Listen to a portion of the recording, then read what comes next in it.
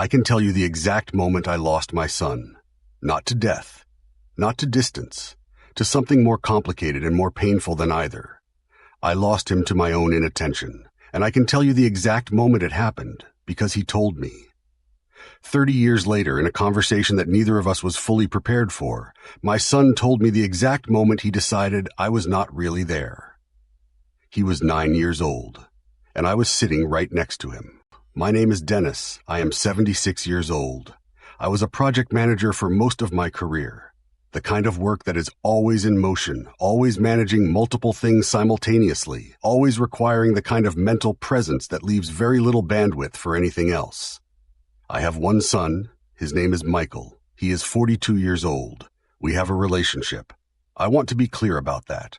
We are not estranged. We see each other. We talk. But there is a specific quality of closeness that we do not have a depth, an ease, a genuine knowing of each other that I believe we should have, that we might have had. And the reason we don't is something Michael told me about a Tuesday evening in 1991. I want to ask you something that may be uncomfortable. When you are with your children or the children in your life, if you don't have your own, are you actually with them? Not physically present. Actually present. Is your attention genuinely on them? On what they are saying, what they are doing, what they are trying to show you? Or is part of you somewhere else? In the work problem you haven't solved? In the email you need to send? In the background processing of everything that has a deadline and a consequence and an urgency that a child's story about their day does not have? I am asking because children know. They are exquisitely sensitive, more sensitive than adults, in many ways, to the quality of attention they are receiving. They know when you are actually listening and when you are performing listening. They know when you are genuinely interested in them and when you are going through the motions of interested. And they learn from that knowledge. They learn what to expect from you.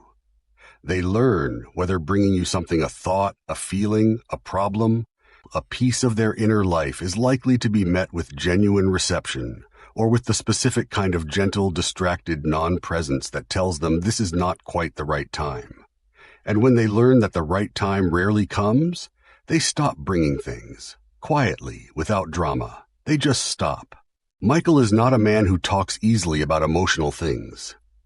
He is, in many ways, my son, practical, reserved, more comfortable with the surface of things than with what lies underneath. Whether that is temperament or inheritance, I cannot say with certainty.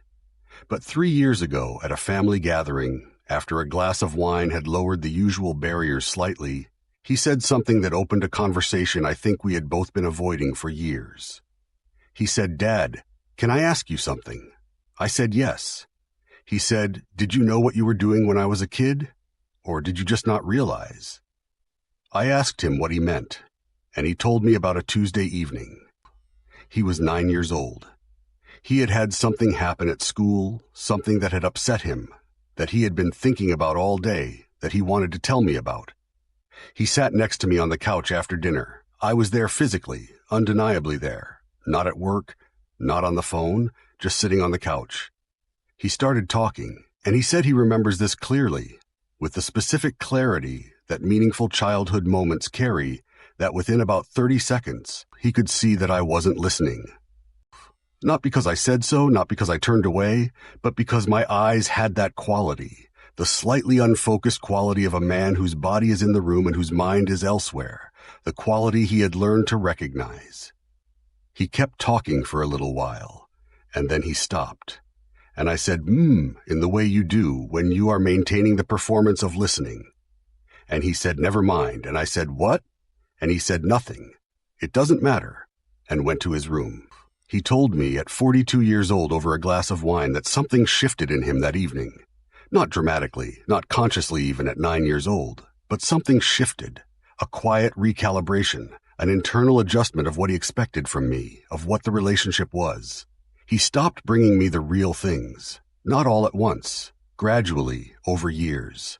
The stories became shorter, the questions became fewer, the access to what was actually happening inside him narrowed, slowly and steadily, until what we had was functional and warm and genuinely affectionate but not close. Not close in the way it could have been. Not close in the way a father and son can be when the boy learns from experience that his father is actually there when he speaks. Michael did not tell me this as an accusation. He told me the way adults sometimes tell painful truths carefully, with the explicit reassurance that he was not trying to hurt me, that he loved me, that our relationship was good. But the truth was the truth. And the Tuesday evening was the Tuesday evening. And I sat with that for a long time after the conversation ended.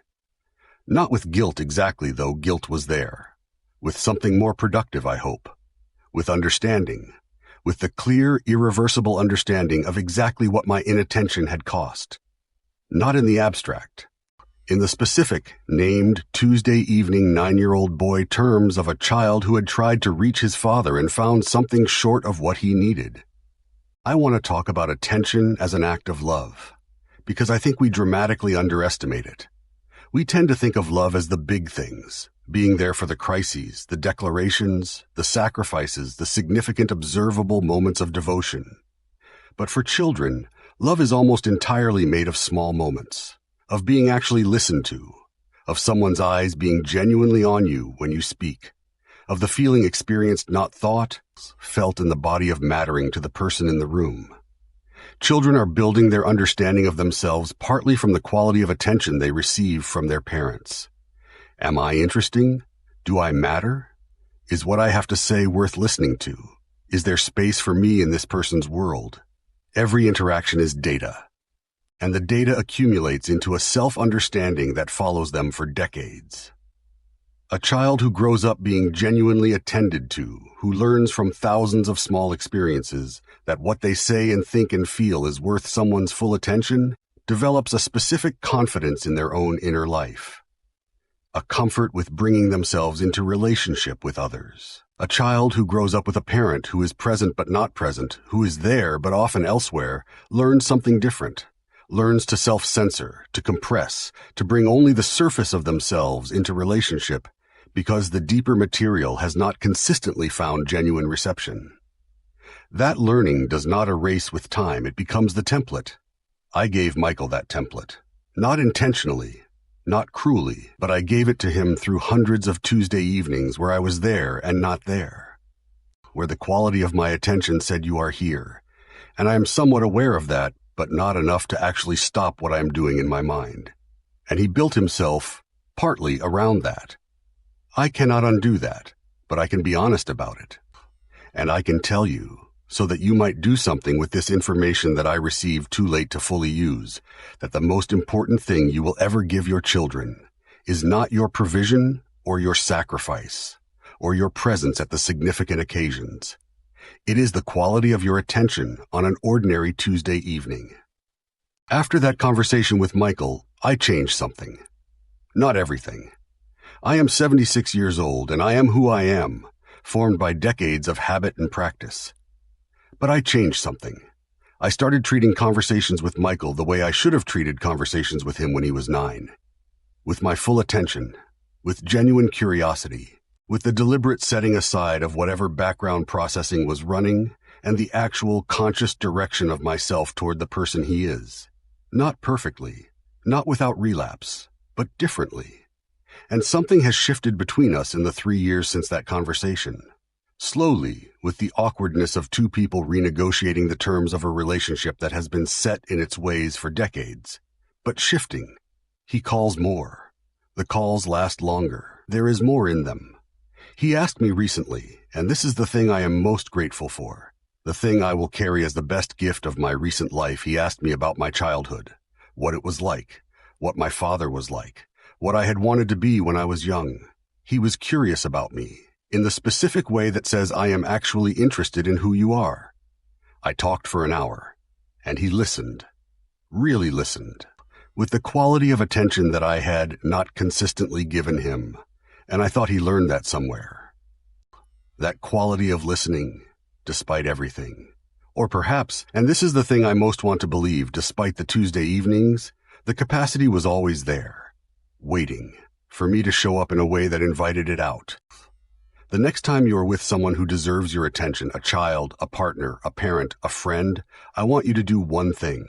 Before they speak, put everything else down, not the phone, the mental background, the processing, the planning, the agenda. Put it down intentionally as a deliberate act of respect for the person who is about to trust you with something. And then look at them. Actually look at their face, their eyes, the specific human being in front of you. And let what they say actually land, not pass through, land, in the way that things land when you are actually receiving them rather than managing them. That is all. It costs nothing except the willingness to be fully here. And it gives the person across from you something that they may have been waiting a long time to receive. The experience of genuinely mattering to the person in the room. Do not wait until a 42-year-old tells you about a Tuesday evening. Be here now. Tell me in the comments, is there a moment, a specific moment when you were not fully present for someone who needed you to be? Not for guilt, for recognition. Because the moment you can see it clearly is the moment you can choose differently. And choosing differently starting today is worth more than any amount of looking back.